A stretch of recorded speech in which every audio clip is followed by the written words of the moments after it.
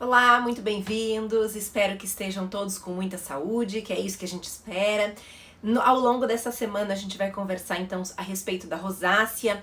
Esse era para ter sido o tema da semana passada, mas a gente teve uma mudança no nosso cronograma. Mas essa semana tá tudo em ordem. A gente vai fazer então 6 vídeos de hoje até sábado, abordando um pouco sobre esse tema que às vezes se confunde muito com a acne. Tem pessoas inclusive que chamam a rosácea de acne rosácea, que é um nome equivocado, a gente não deve chamar porque são doenças completamente distintas. E a gente vai fazer vídeos bem curtinhos para que vocês possam ter tempo e possam aproveitar a visualização deles. Então, o que vem a ser a rosácea? A rosácea é uma doença inflamatória crônica que não tem a ver com a glândula sebácea, o que a difere da acne, e ela também é diferente porque acomete idades diferentes e tem a causa diferente. Ela se apresenta, quem tem rosácea sabe, com períodos de melhoras espontâneas e remissões, então é uma doença de surtos e que acomete aí em torno de 1,5% a 15% da população. Diferente do que acontece com a acne, aqui a idade de acometimento são adultos jovens, não adolescentes, então a gente encontra ali na faixa de 30 a 50 anos. E a gente encontra principalmente nas mulheres. Existe homens que têm também a doença, mas é muito menos frequente.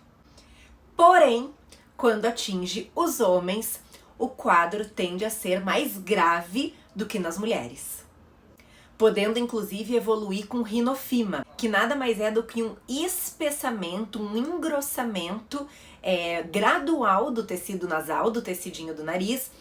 E a rinofima acontece por uma dilatação e um espessamento dos folículos. E aí esse narizinho vai ficando gradualmente mais espesso e mais grosso, vai fazendo o que a gente chama então de fima. Não acontece só no nariz, mas é a principal localização.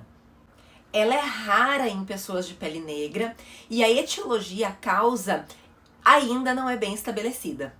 Existem algumas predisposições, por exemplo, casos familiares, descendentes de europeus, pessoas com pele branca, por isso que se associa essa doença a algum fator familiar.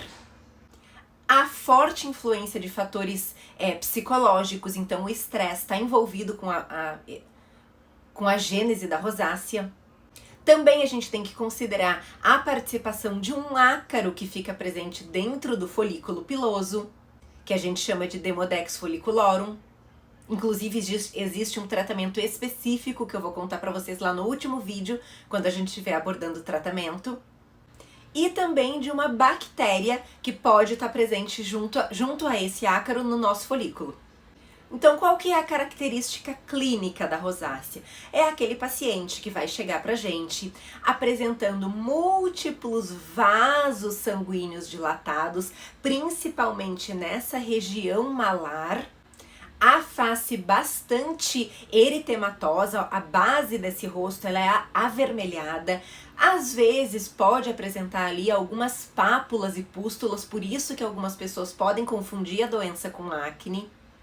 E o paciente também chega pra gente relatando, fazendo um diário desses períodos de remissão e então a gente consegue de fato associar a piora da doença dele com alguns fatores que eu também vou contar pra vocês nos próximos vídeos. E outra característica da pele com rosácea é que ela é uma pele extremamente sensível, é aquela pele que a gente fala que tudo que passa arde, tudo que passa dói, tudo que passa irrita. Os pacientes costumam referir bastante, é bem difícil a gente conseguir encontrar um dermocosmético que se adapte na pele com rosácea. E o diagnóstico dessa doença é meramente clínico. Normalmente a gente abre mão de exames, tanto laboratoriais como exame de biópsia, eles ficam reservados para uma situação muito específica, porque olhando a gente consegue normalmente definir o diagnóstico da pessoa e aí a gente já consegue partir para o tratamento. Existe associação da rosácea com algumas outras doenças, como por exemplo a dermatite seborreica, a caspa do cabelo.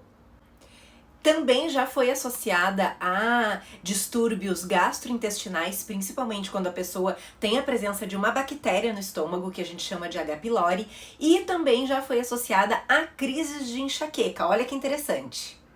E também existe uma forte associação da rosácea com uma doença neurológica conhecida de vocês, que é o mal de Parkinson. Então, essas associações já estão bem descritas, bem estudadas e elas acontecem. No vídeo de amanhã, a gente vai abordar as formas e as variantes da rosácea, porque elas são diferentes e é importante que a gente faça a diferenciação para conseguir conduzir um tratamento de forma correta. Eu espero vocês amanhã às 18. Um beijo grande, fica com Deus e até lá. Tchau, tchau!